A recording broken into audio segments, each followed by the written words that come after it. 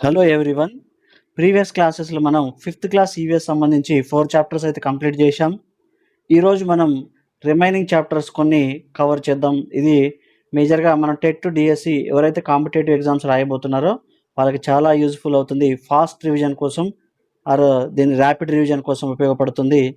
So దీంట్లో fifth chapter వచ్చేసి మన శరీర భాగాలు మరియు జ్ఞానేంద్రియాలు.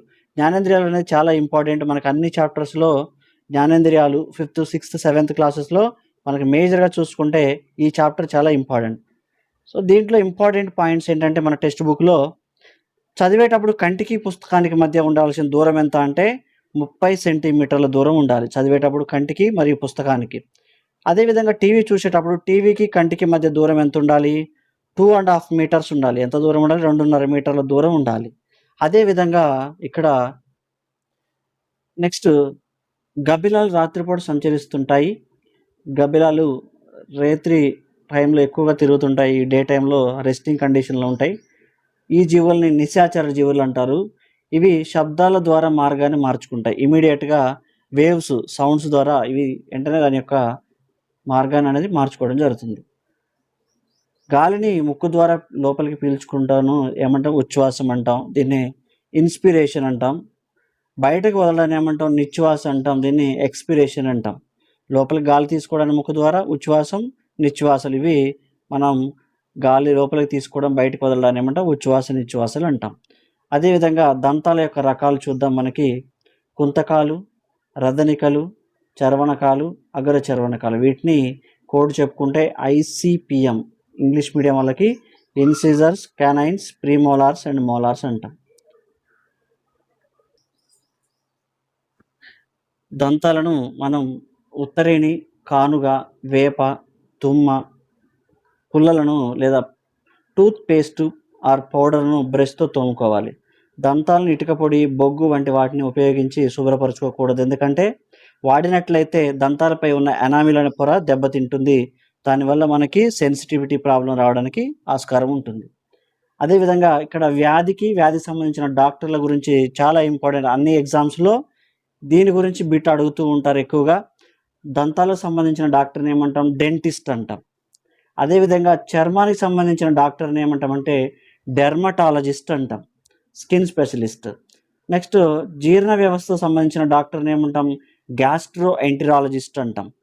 అదేవిధంగా గుండెకి సంబంధించిన డాక్టర్ని ఏమంటాం? కార్డియాలజిస్ట్ అంటాం.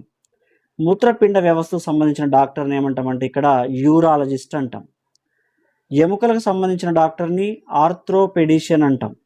మెదడు లేదా నాడులు సంబంధించిన వాళ్ళని ఏమంటాం? న్యూరాలజిస్ట్ అంటాం. అదేవిధంగా ఊపిరితిత్తులకు సంబంధించిన డాక్టర్ని పల్మనాలజిస్ట్ అంటాం. ఇక్కడ చాలా ఇంపార్టెంట్. ప్రతి కాంపిటేటివ్ ఎగ్జామ్లో వీటి మీద ఒక్కొక్క దాని మీద ఒక బిట్ రావడానికి ఆస్కారం ఉంటుంది. ఇక్కడ ఎండాకాలంలో వదులుగా ఉండే నూలు దుస్తులను ధరించాలి. అంటే ఏదైనా టైట్గా ఉండే బట్టలను ధరించడం కంటే వదులుగా ఉండే నూలు దుస్తులు మాత్రమే ధరించాలి. మీకు తెలుసా అని ఇక్కడ కొన్ని ఇంపార్టెంట్ బిట్స్ అయితే ఉన్నాయి. వీటిల్లో శరీరంలో అతిపెద్ద అవయవం ఏంటి? చర్మం. చర్మం మన శరీరంలో ఉన్న అతిపెద్ద అవయవం. మానవ శరీరాన్ని చర్మం దాదాపు 1.5 చదరపు మీటర్ల వైశాల్యం కలిగి ఉంటుంది. అదేవిధంగా 4 కిలోల బరువు ఉంటుంది. 1.5 చదరపు మీటర్ల వైశాల్యం, అదేవిధంగా 4 కిలోల బరువు ఉంటుంది. మన దేహంలో అతిపెద్ద అవయవం ఏంటంటే చర్మం. పరిసరాల్లో వచ్చే మార్పులకు మొదటిగా ప్రభావితమయ్యేది జ్ఞానేంద్రియం. జ్ఞానేంద్రియం అంటే చర్మం. ఊపిరితిత్తులను గాలి గదులు ఉంటాయి.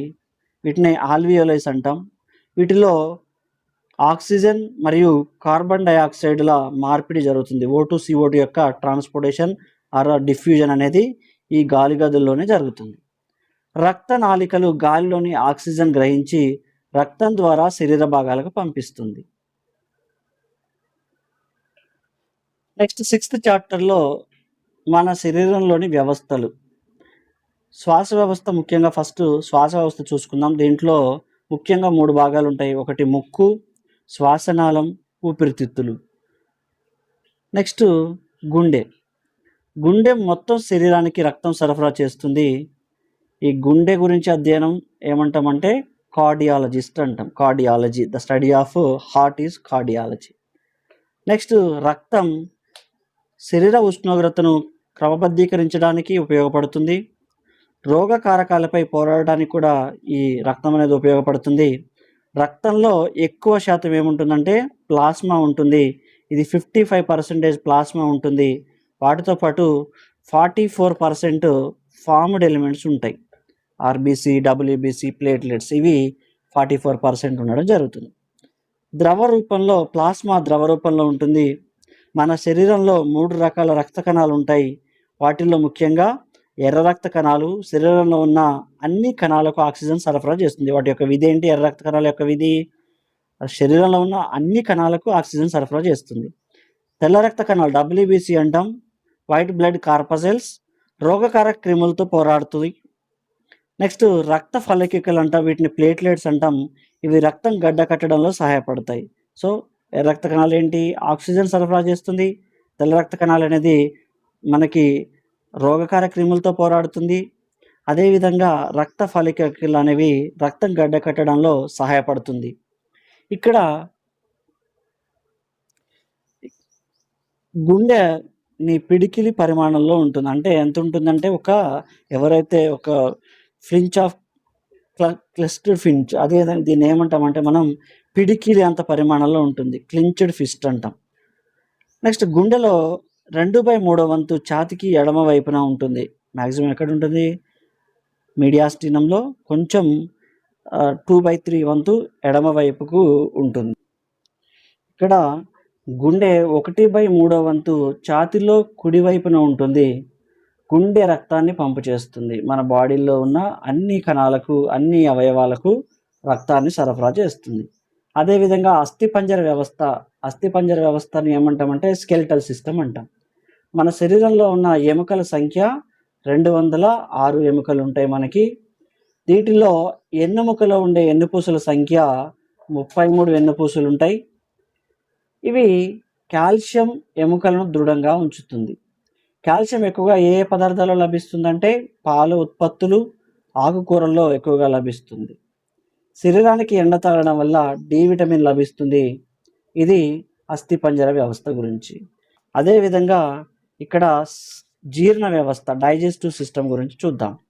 ఈ డైజెస్టివ్ సిస్టంలో కడుపు కిటికీ, దీన్ని ప్రయోగం చేసిన శాస్త్రవేత్త ఎవరు? బీమాంట్ ప్రయోగం. బీమాంట్ అనే సైంటిస్టు వీటి మీద ప్రయోగాలు చేసిండు. ప్రయోగం ఎవరిపై జరిపినాడంటే బుల్లెట్ తగిలింది ఇతని మీద ప్రయోగాలు చేయడం జరిగింది. డాక్టర్ పేరేంటి? ఇక్కడ బీమాంటు. ఇక్కడ ఎవరిపై ప్రయోగం చేసిందంటే మార్ఫిన్. మార్టిన్ యొక్క వయసు ఎంత అంటే మార్టిన్ వయసు 18 సంవత్సరాల వయసు. గాయం నయం కావడానికి పట్టిన కాలం ఎంత అంటే 1.5 సంవత్సరాలు జరిగింది. అన్ని సంవత్సరాలు అంటే 1.5 సంవత్సరాలు. మార్టిన్ కడుపై బీమాంట్ ప్రయోగం ఎన్ని సంవత్సరాల పాటు చేశాడంటే 9 సంవత్సరాలు చేయడం జరిగింది. ఇక్కడ డాక్టర్ పేరేంటి మనకి? బీమాంట్. ఈ బీమాంట్ అనే సైంటిస్ట్ ఎవరి మీద ప్రయోగాలు చేసిందంటే మార్టిన్ అనే